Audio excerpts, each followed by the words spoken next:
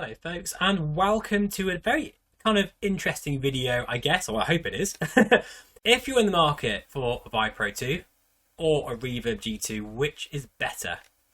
That's an interesting question, one that I'm going to try and answer and be quite short about it, okay? No one likes a video where I rant for about an hour, so I'll just be quite clear. Talking of clear, let's talk about the lenses first of all, or the panel. Now this boasts nearly 2.5K per eye, and the Reverb, which I have here, is 2K per eye. So the resolution, there isn't a massive amount in it actually, in terms even, on paper, but this technically has a sharper resolution. Now, this is where I get confused. There's a lot of YouTubers out there that are saying the Vive Pro 2 is sharper than the Reverb G2. It's not. It really isn't. I don't know whether it's because, I think it probably is, because the field of view on this is stretched a little bit wider. So, the Reverb G2 has such an incredibly sharp centre. It's still the resolution king. Even when it comes to the 8KX, it does beat that as well.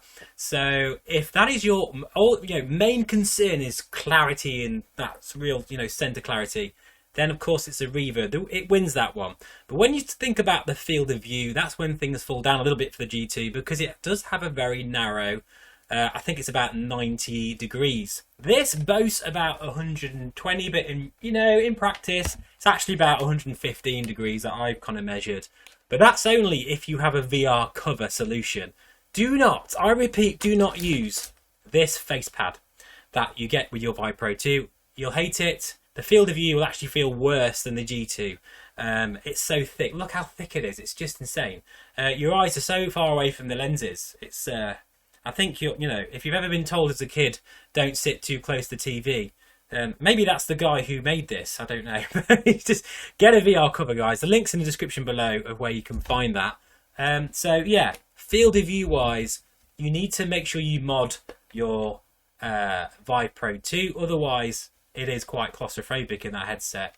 Now, it's not as clear cut as that for the field of view, because the thing is with this is it has a very narrow vertical field of view. So actually it feels like you are watching a 16:9 sort of, in fact I'll put it on the screen now what it looks like in the headset.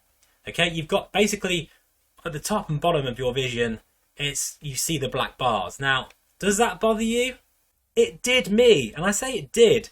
I guess I got used to it after a while, but it only took, just going back to the Reverb G2, which I've done in this test quite a lot, and then back again, for it to be there and being annoying.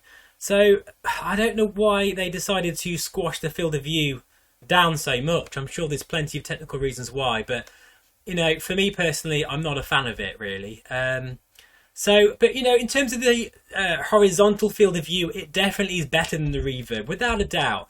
And even though the sweet spot is smaller with the Vive Pro, because you've got that wider field of view, it's not so obvious, if that makes sense. You can sort of center yourself and look around the cockpit quite well. So it really is nice to have a headset, that is 120 field. Well, it's actually not 120 degrees. It's more like 115 in my test, but that's still a massive amount more than the Reverb. So if that's important to you, then absolutely the Vive Pro 2 is the winner for the field of view test. But it's just a shame that we had to sacrifice that sort of vertical field of view, because to me personally, I felt quite enclosed, with that wheel squashing the lenses. I just wasn't impressed with that, unfortunately. But hey, it might not bother you so much. Anyway, right, so let's just recap quickly.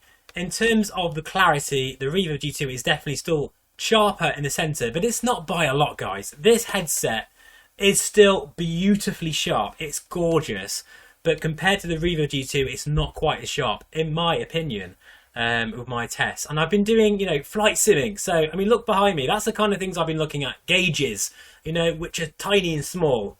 So let's talk about the sweet spot very quickly as well.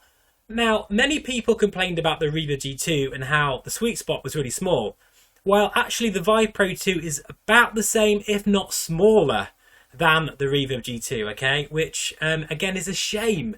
But it's due to the stack. In fact, the stacked lenses, which shares the same sort of design as the Valve Index, should have made that sweet spot even wider, but no, I don't think it has in sort of practical senses. When you're looking, say, at that airspeed indicator over there, okay, I would move slightly to my left or right and it would be blurry, and then back into the sweet spot. Now, I'm not going to talk about the Pimax 8KX in this test because simply that is at another level, but the sweet spot in that is incredible, and you can see the entire panel just by looking at it with your eyes like that, like I'm doing that now. Weird, I don't even know it's in the background, but you know what I mean. But with the Reverb G2 you can't do that. You can't do that with the Vive Pro either. But I have to say again, the sweet spot honours go to the G2. This isn't looking good, guys, and honestly no one's more frustrated about this than me. I was so excited when HTC announced the successor to the Vive Pro, especially when it, you know, had a 5K display and 120 degrees field of view. Those specs are what we all want so much. And please, HTC, like, please keep in the VR space. We want a high-end PC VR headset. Perhaps this is just a stopgap, I don't know. But I love what you've tried to do with this, but it just doesn't hit the mark for me. And no one is more frustrated than me. I tell you that, hand on heart, I wanted this to succeed so badly. In fact, I've given it plenty of time. If you notice, usually I post content pretty much straight away with all my excitement, but with this, I just was so frustrated. I wanted to get it working the way it, you know, I imagined it to be. But things get a bit better when you talk about colours. Now, the Reverb G2 colours are exceptional for LCD. It was the leader, but not anymore. The Vive Pro 2, I'm so relieved to say, is the winner in this test.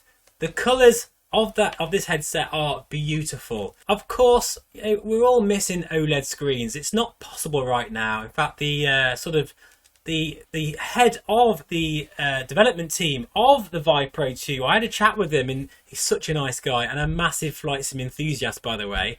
The people who made this are huge enthusiasts of flight simulation. So I want you to understand that I love what they've tried to do with this headset, and I'm not trying to bash it on purpose. I'm truly not. But when it comes to the colours, they really have knocked out the park. The Reverb G2 has always been the best of the LCD bunch of panels, really.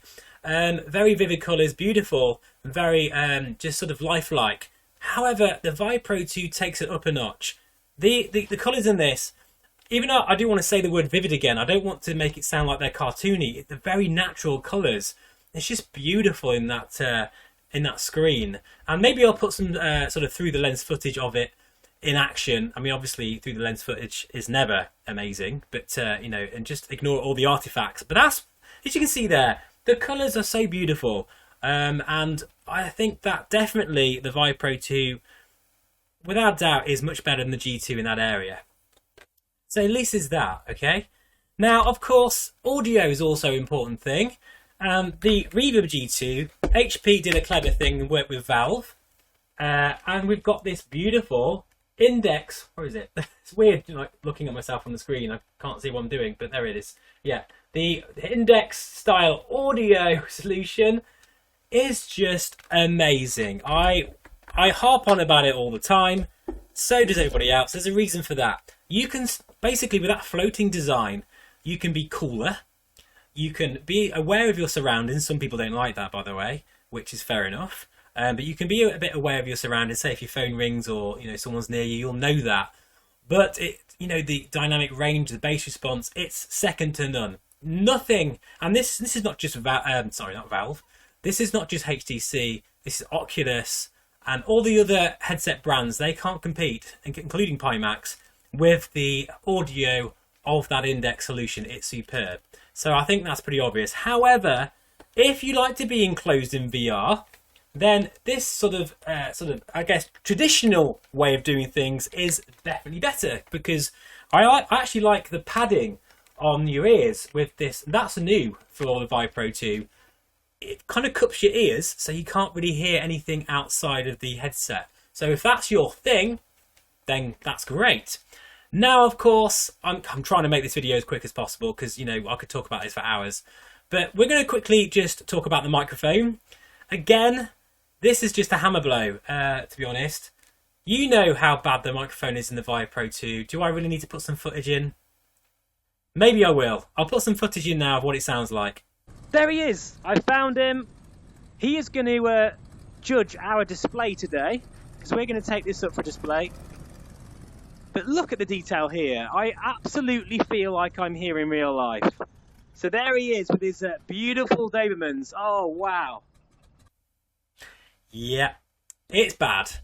And the Reverb G2, I'll put some footage in somewhere of me yabbering away in the Reverb G2. Okay, yeah, helps if you... hang on a minute, sorry guys. There we go.